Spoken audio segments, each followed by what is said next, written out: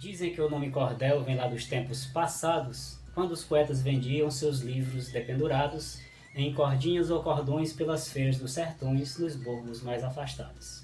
Eu mesmo nunca vendi folhetos dessa maneira, os conduzia arrumados numa mala de madeira que punha sobre um tripé, e desse jeito ainda é que se encontram na feira.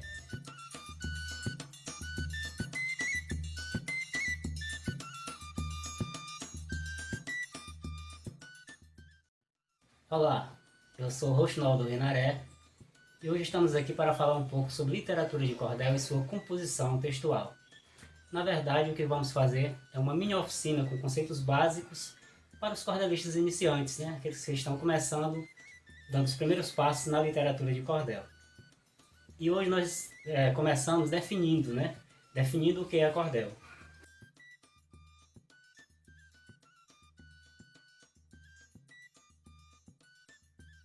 Literatura de cordel é um gênero literário onde se narra histórias, se narra causos, se dá notícias, porém em versos rimados, metrificados e seguindo uma estrutura de estrofes regulares e sequenciais.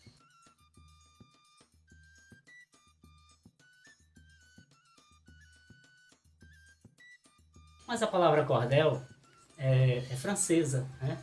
É uma palavra de origem provençal, da França, que significa cordão ou barbante.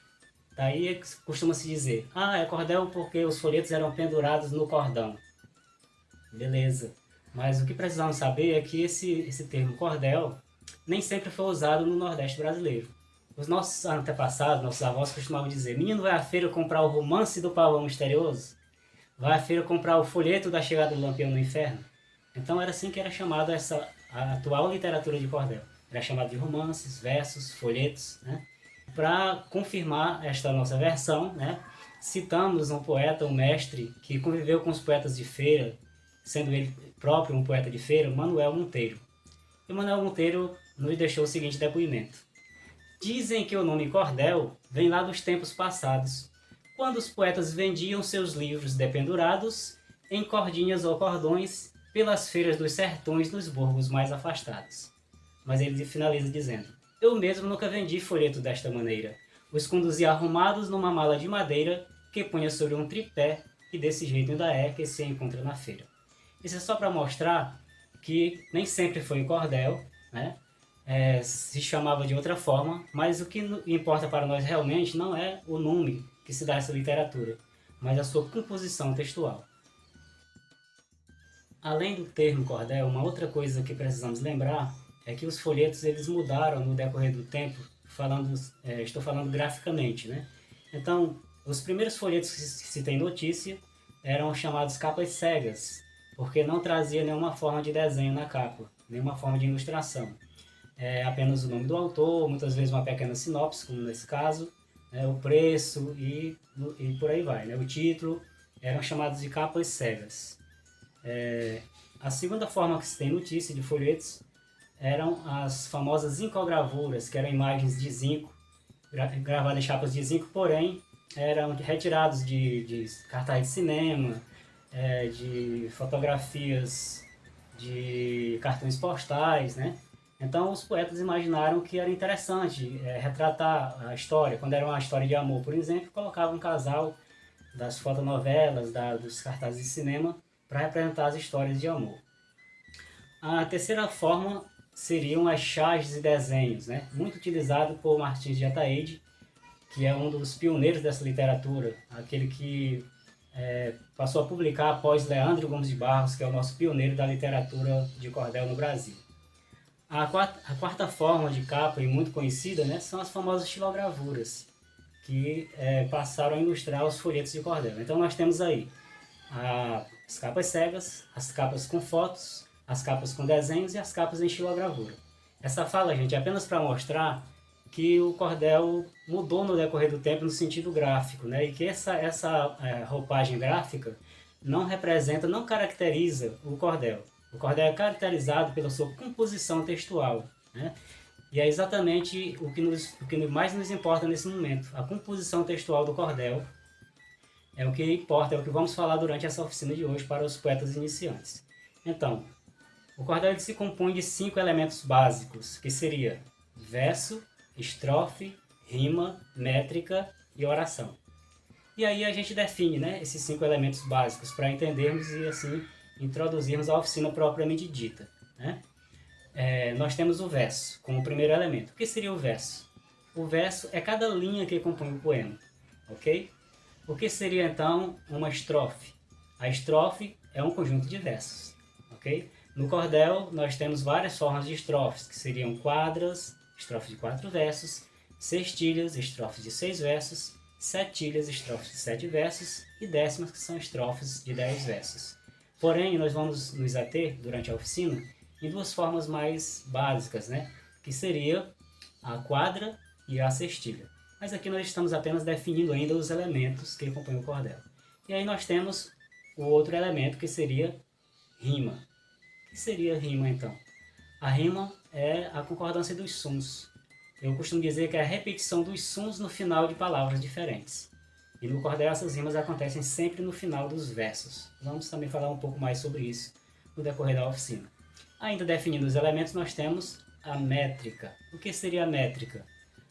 Vem de medida, né? A métrica é a medida dos versos. E se mede um verso de cordel pela sua quantidade de sílabas, porém de sílabas poéticas. Ok? E aí nós temos o elemento final, que é a oração. O que seria então a oração? Fechando esses 5 elementos que compõem a literatura de cordel. A oração é a coerência, é a coesão da narrativa, né? É como se diz no dito popular, é dizer coisa com coisa, é se fazer entender pelo seu leitor. Então não adianta o Rochinaldo Rinaré escrever uma estrofe e alguém pegar a estrofe e analisar e dizer: ah, isso aqui é uma cestilha porque tem 6 versos. Essa cestilha está rimando nos versos pares, né? Essa cestilha está metrificada. Mas o que foi que o Rochinal quis dizer com essa cestilha? Então, se o leitor não entendeu o recado, faltou o último elemento, faltou oração. Então, basicamente é isso. Nós temos esses 5 elementos que compõem a literatura de cordel, né, para que o leitor possa compreender, para que o escritor possa escrever cordel, precisa compreender e se ater a esses 5 elementos. E aí nós entramos, né, continuando a ideia de composição textual, nós entramos no esquema de rimas, né? Nós entramos no esquema de rimas. O esquema de rimas, a gente trouxe aqui um pequeno exemplo, começando pela quadra, já que vamos falar da quadra e da sextilha. E aí nós temos um cordel que é da cordelista Juliane, né? Por sinal, o primeiro cordel que ela escreveu. A história é de João, a esperteza de João, um rapaz pobre que casou com uma princesa, certo? O primeiro cordel da hoje cordelista já nacionalmente conhecida, Juliane. E ela escreveu o cordel todo em quadras, com mais de 70 quadras. E escolhemos aqui a quadra inicial, que diz: peço licença aos leitores que gostam de aventura, pois agora vou narrar uma história de bravura. A quadra que nós trouxemos aqui para exemplificar, é para mostrar esquema de rimas. O que seria o esquema de rima? Exatamente onde as rimas acontecem dentro de uma estrofe. O esquema de rima ou simetria é onde as rimas acontecem dentro da estrofe. Aqui no caso da quadra, nós temos as rimas dos versos pares, né? Aventura, que vai rimar com bravura, ou seja, na quadra de cordel só rimamos o verso 2 e o verso 4. Se a gente fosse fazer um esquema baseado no alfabeto, né, na ordem alfabética, nós teríamos A, B, C, D. As letras repetidas indicando os versos que rimam entre si. Aqui no caso, o verso 2 e o verso 4. Ok? É simples assim. Mas o importante é dizer que se o poeta escolher escrever em quadras, ele precisa seguir esse esquema de rima até o final. ok? Então, a Giuliane, quando decidiu escrever esse cordel, né, como já falei, com mais de 70 estrofes, ela seguiu esse esquema de rima até o final, rimando sempre os versos pares, verso 2 e verso 4. Os versos que não rimam, que são os versos ímpares, nós chamamos de versos brancos, certo? Então vamos lembrar disso. Versos brancos são os versos que não rimam e versos rimados, né? No caso da quadra, são os versos pares. Como nós vamos falar também de sextilha, poderíamos aqui apagar, colocar uma outra estrofe, né? Mas eu decidi que nós poderíamos pegar essa estrofe da Julie e modificar. Criar mais 2 versos e assim criarmos uma sextilha. Espero que a poetisa não se zangue conosco, né? Porque nós estamos modificando aqui a estrofe dela, mas é só para uma questão de fins didáticos, né? Então, se você tem uma quadra e você decide, eu vou escrever o meu cordel em sextilha, é simples, você acrescenta um verso branco, ok? Que seria o verso 5, e você acrescenta mais um verso rimado, que seria o verso 6. Então aqui nós teríamos, vem aqui a minha testa, nós teríamos personagem, vou colocar aqui essa palavra personagem, e nós teríamos aqui no verso final outra palavra, literatura, ok? Então como é que ficaria essa cestilha adaptada aqui do verso da Júlia? Peço licença aos leitores que gostam de aventura, pois agora vou narrar uma história de bravura, destacando um personagem da nossa literatura. Ok? E aí ficamos com outra rima aqui no verso 6, não é isso? Então fica A, B, C, B, D, B. Aí por acaso, se eu quisesse dar um outro exemplo, além da estrofe modificada da Julie, poderíamos pegar uma estrofe do Pavão Misterioso, né? Do clássico Pavão Misterioso. Vamos supor, aqui seria a primeira estrofe do Pavão Misterioso. Não está escrito, para rasgar tempo eu não vou apagar, mas vou dizer de memória. O primeiro verso seria: eu vou contar uma história de um pavão misterioso que levantou o voo da Grécia com um rapaz corajoso, raptando uma condessa, filha de um conde orgulhoso. Percebem? O primeiro verso não rima, né? No segundo verso tem a rima, ouso, né?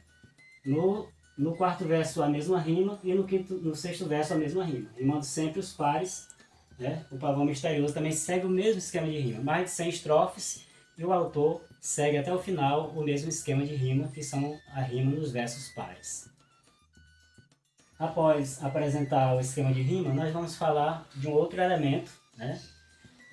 De um dos elementos que nós falamos anteriormente, que é a rima propriamente dita. O que nós mostramos aqui é a simetria, onde as rimas acontecem dentro da estrofe, e agora nós vamos falar um pouquinho de rima propriamente dita.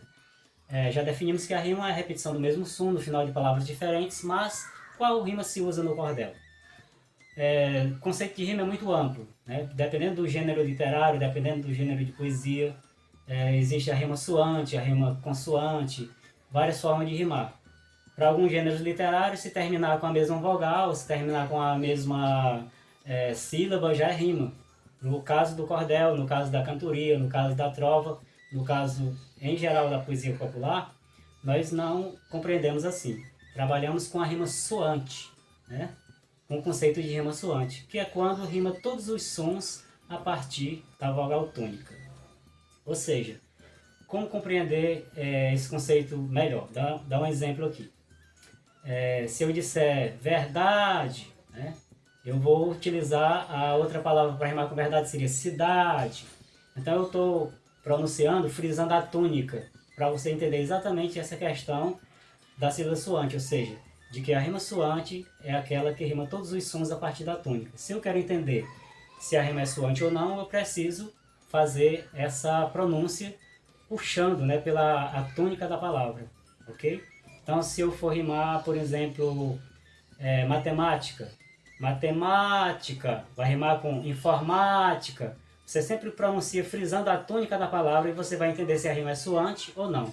Se os sons estiverem iguais a partir da tônica do final do verso, está rimando de maneira correta, seria rima soante.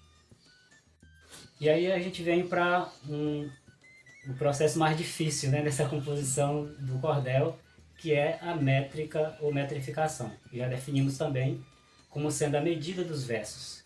Mas como se mede um verso? Falamos, né, pela sua quantidade de sílabas, porém de sílabas poéticas.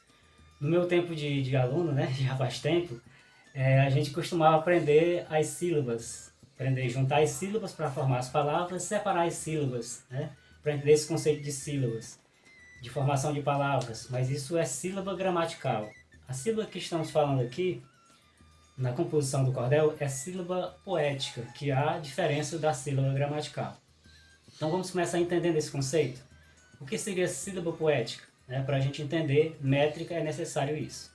Então a sílaba poética ela tem dois conceitos básicos, que é preciso que a gente compreenda. Quais são esses dois conceitos? É o conceito de fusão e elisão, que é a junção de duas sílabas numa só, e o outro é que a contagem poética sempre termina na tônica da última palavra do verso. Observe que nós já estamos sempre citando alguns termos da língua portuguesa, né? A questão da tônica, quando se referia à questão da rima, e agora mais uma vez a questão da tônica para a contagem silábica poética dos versos. Então, se o meu verso terminar com a palavra oxítono, eu vou contar até a última sílaba. Se o meu verso terminar com a palavra paroxítona, eu vou contar até a penúltima sílaba. Se terminar com a proparoxítona, eu vou contar até a antepenúltima sílaba. Ou seja, sempre termina na tônica da última palavra do verso a contagem poética. Para ficar mais claro esses exemplos, a gente vai apagar aqui a lousa e vai colocar os exemplos por escrito. Então, retomando sobre metrificação, que nós temos três exemplos, como citamos anteriormente, né, que acontecem as elisões durante os versos, e o outro conceito da sílaba poética é terminar na tônica da última palavra do verso.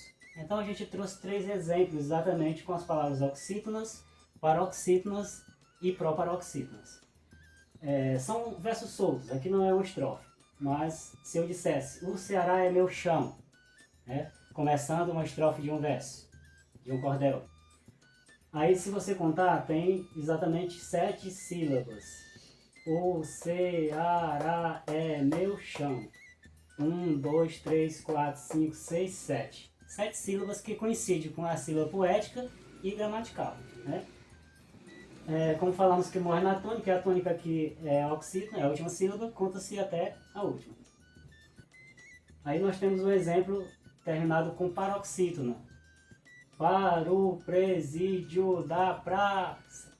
Nós só contamos até a tônica, né? Então você já observa aqui que nós só contamos até pra, né? Os cestos não contam, que a palavra final é paroxítona. E aqui acontecem os fenômenos que nós falamos, que é as elisões ou fusões, que acontecem durante a sua construção textual. Pode acontecer uma vez, duas vezes, ou não acontecer nenhuma vez, como o caso do verso primeiro aqui. Então, se a gente contar, nós temos 1, 2, 3, 4, 5, 6, 7, porque só conta até a tônica, e aqui aconteceu exatamente a elisão. Paro, né? Quando a gente pronuncia de maneira rápida, a gente não vai dizer para o, né? Como se diria naturalmente. Quando você recita uma estrofe, quando você canta uma estrofe, essa elisão ela fica bem mais clara, bem mais evidente, porque você pronuncia muitas vezes de maneira rápida. Para exemplificar esse verso, essa questão da elisão ser uma coisa natural, eu costumo trazer uma estrofe que é um trava-língua, que tem exatamente esse verso, que o autor, que eu não lembro o nome, diz: passa o praça com o preso para o presídio da praça. O praça empurrando o preso pede a quem passa. Prenda o praça, solte o preso e prenda o praça. Observe exatamente esse verso. Passa o praça com o preso para o presídio da praça. Eu não digo para o. Na pronunciação rápida, a gente diz exatamente para o. Ou seja, automaticamente junta-se essa sílaba, né, a última sílaba de para, com o artigo que vem em seguida. Então, no lugar de para o, fica parou. Passa o praça com o preso para o presídio da praça. É só para mostrar que a elisão é algo natural. Essa fusão de duas sílabas numa só é algo natural. Ou seja, aqui é uma sílaba poética, no invés de duas, porque eu pronuncio de uma vez só. E aí nós temos o exemplo final, com a palavra proparoxítona no final, que é estou cursando informática. Se você observar, nós temos exatamente 7 sílabas. Se formos contar gramaticalmente, nós temos 10 sílabas gramaticais. Mas poeticamente nós temos 7 sílabas poéticas. Ó. 1, 2, 3, 4, 5, 6, 7. Por quê? Aqui acontece a elisão, também da mesma forma como falamos aqui.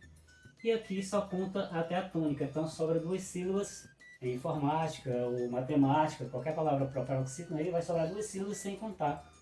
E aí nós temos o conceito de sílaba poética, de metrificação. Importante citar, gente, que a métrica ela varia também de acordo com gêneros literários. Existem poemas que são metrificados em 5 sílabas. Por exemplo, a Canção do Tamoio, do Gonçalves Dias. Não chores, meu filho, não chores, que a vida é luta, renhida, viver é lutar. Gonçalves Dias escreveu todo em redondilho menor, que são métricas, versos metrificados em 5 sílabas. Existe também poemas metrificados em 12 sílabas, que é o caso dos versos alexandrinos, muito utilizado na poesia clássica. Existe o Galope à beira-mar dos repentistas, que é metrificado em 11 sílabas. Né? Existe o martelo, que são as estrofes de 10 sílabas em décimas, utilizado também pelos repentistas, que são as décimas. E a gente tem no caso um poema muito conhecido de cantador de viola, que é interpretado pela Amelinha e pelo Zé Ramalho, que é mulher nova, bonita e carinhosa, faz o homem gemer sem sentir dor. Né? O mote deles nesse poema que foi cantado, interpretado pelos cantores já citados. Então é um exemplo de métrica em decassílabo, em 10 sílabas por verso. E aqui no caso nós estamos falando de redondilho maior, que é a métrica própria do cordel. Não importa se o cordel seja escrito em quadras, em sextilhas, em septilhas ou décimas, ele há de seguir sempre essa metrificação em redondilho maior, que é a métrica dos versos em 7 sílabas, ok? E esses aqui são os exemplos que a gente traz para mostrar como isso acontece. É uma coisa natural, você não vai estar escrevendo preocupado se o verso vai terminar na tônica paroxítono ou proparoxítono ou oxítono. Você não vai estar preocupado se durante a sua construção vai acontecer uma elisão ou não.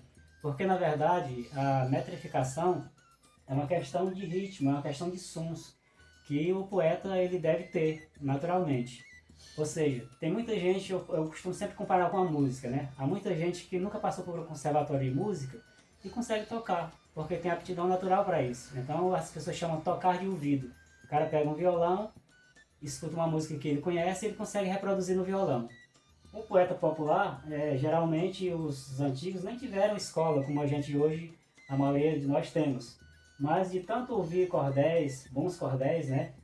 De tanto ler bons cordéis, eles tinham essa métrica já de ouvido. Eles tinham já essa aptidão natural para metrificar. Né? Então, isso aqui é uma forma didática da gente explicar a metrificação, a sílaba poética, mas na verdade a métrica são sons. O que eu conto são emissões de sons mais evidentes. Então, quando naturalmente se juntam 2 sílabas, é um som só. Aí eu conto como uma sílaba, como um som. Então, são 7 sons, né, que eu vou contar para eu ter uma métrica de 7 sílabas poéticas. Muitas vezes a gente está explicando essa questão das técnicas de construção textual do cordel e quando chega na parte de metrificação, as pessoas acham sempre muito difíceis, né? Mas não tem nada de difícil, né? Nem um bicho de 7 cabeças. É só imaginar como nós falamos, que o que se conta na verdade são sons. Sons evidentemente pronunciáveis, né? Então eu estou construindo e pensando nisso, né? Eu tenho que ter esse ritmo na minha cabeça, para não estar contando sílabas nos dedos. E aí a gente tem umas dicas bem legais, né? Para aquelas pessoas que têm dificuldade de metrificar. Sempre que nós ministramos oficinas, a gente leva essas dicas para as pessoas e funciona muito bem, né? E essa dica é exatamente a música. Como eu falei, o cordel ele pode ser comparado à música. O cordel, devido a essa questão do ritmo, da métrica, ele é musical, certo? Daí a estrutura das estrofes dos cantadores de viola, né? Elas são rítmicas. Cada estrofe daquela, quando eles batem na viola, tem uma métrica, tem uma forma para cada um daqueles estilos. Se o cantador vai cantar uma sextilha, ele já sabe qual é o som que ele vai dar na viola que vai enquadrar aquela forma de estrofes, né? E aquela métrica que seria 7 sílabas em 6 linhas, né? Que seria a sextilha. Quando o cantador vai cantar um galope, ele já sabe o som para 10 linhas em 11 sílabas, e por aí vai. Então, é musical. A poesia metrificada é musical. E aí eu trago isso para o cordel, né, para facilitar a construção textual. Quando o poeta iniciante vai começar a escrever e ele tem essa dificuldade, ele for ficar contando nos dedos, ele vai passar um mês e não consegue sair de uma estrofe, né, gente? Então, bacana essa dica da música, que ela tem, inclusive, duas funções, né? Quando nós ministramos oficinas para educadores, nós mostramos isso. A música permite com que você cante os cordéis e, ao mesmo tempo, ela permite com que você construa cordéis metrificados sem se preocupar com a contagem poética. Aí a gente traz, temos exemplos para todas as estrofes, mas como estamos pautando na quadra e na cestilha, vamos trazer, né, exemplos para quadra e para cestilha, de músicas que podem ser cantadas, quadras e cestilhas. Aí eu vou me utilizar mais uma vez, né, pedir aqui licença à poetisa para falar a partir desse cordel dela com as quadras. E a música, gente, que a gente pode utilizar para quadra, cantar qualquer quadra que esteja metrificada, é Ciranda Cirandinha, né, uma música popular muito conhecida. O Cravo Brigou com a Rosa. Tem também uma música do Jacques do Pandeiro, Na Base da Chinela, para quem conhece. Quem não conhece pode pesquisar. Mas a gente aqui vai segurar na Ciranda Cirandinha, que é mais conhecida, né? Então, se eu pegar esse cordel da Julie, a história de João, um rapaz pobre que casou com uma princesa, eu consigo cantar ele todinho em Ciranda Cirandinha. Por quê? Porque a estrutura do cordel dela tem a mesma estrutura textual de Ciranda Cirandinha. Então, eu esqueço a letra de Ciranda Cirandinha e consigo cantar o cordel dela, dizendo... Vamos lembrar de Ciranda Cirandinha? Ciranda, cirandinha, vamos todos cirandar, vamos dar a meia volta, volta e meia, vamos dar, só para recordar a música, né? Aí eu pego o cordel da Júlia, esqueço a letra de Ciranda, cirandinha e começo a cantar. Peço licença aos leitores que gostam de aventura, pois agora vou narrar uma história de bravura. Essa história ocorreu há muitos séculos atrás, é a história de um moço corajoso e muito audaz, e aí eu consigo cantar as 70 e tantas quadras que ela escreveu nesse ritmo de Ciranda Cirandinha. Nós estamos finalizando, né? Mas são apenas dicas básicas, as dicas que é permitido dentro do espaço de tempo desse vídeo. Mas assim, existe uma dica bem bacana que eu sempre costumo dar nas minhas oficinas, porque as pessoas sempre perguntam, Oxinol, como é que eu posso, o que é que eu posso fazer para ser um bom cordelista, né? Para ser um bom escritor? Eu costumo dizer que o bom escritor ele tem que ser antes um grande leitor, né? Então, leia um pouco de tudo, e principalmente o gênero que você pretende escrever. Se você pretende escrever contos, é necessário que você conheça bons contistas, bons contos, boas novelas, né, para quem quer escrever novela, bons romances para quem quer escrever romances, né? E assim sucessivamente, a poesia, quem quer escrever sonetos, precisa ler bons sonetos. E se eu quero escrever cordel, eu tenho que ler bons cordéis. Daí nós temos milhares de cordéis, né? Desde os clássicos aos cordelistas contemporâneos, né? Eu daria a seguinte dica: leia Leandro Gomes de Barros, que é o pai do cordel brasileiro. Leia José Camelo de Melo, que é o autor do Pavão Misterioso, né? Leia José Pacheco, autor do famoso Chegada do Lampião no Inferno. Leia Delar Monteiro, né? Um poeta pelo qual eu tenho uma apreciação muito grande, o autor de O Mistério dos Três Anéis e tantos outros cordéis famosos. E dos contemporâneos eu citaria muitos poetas, espero que não venha magoar alguém, porque é tanta gente boa, né? Mas citaria Marco Aurélio, citaria Clébson Viana, Ariovaldo Viana, Paiva Neves, Evaristo Geraldo. Entre as mulheres nós temos a Juliane, que eu já citei, nós temos a Isabel, lá de Sergipe, que faz um trabalho excelente hoje entre as mulheres cordelistas do Brasil. Nós temos aqui no Ceará, além da Júlia, nós temos a Josane Lacerda. Nós temos tanta gente boa que pode ser lido, né? Então, o que não falta é dica de cordéis e de cordelistas que você pode conhecer apenas às vezes com um simples clique na internet ou buscando mesmo nos eventos literários, né? Comprar esses cordéis para o seu acervo, para enriquecer o seu conhecimento. Então, fica a dica. Além do que nós já apresentamos nessa mini oficina, a dica maior é a leitura de bons textos, de bons cordéis, de bons cordelistas.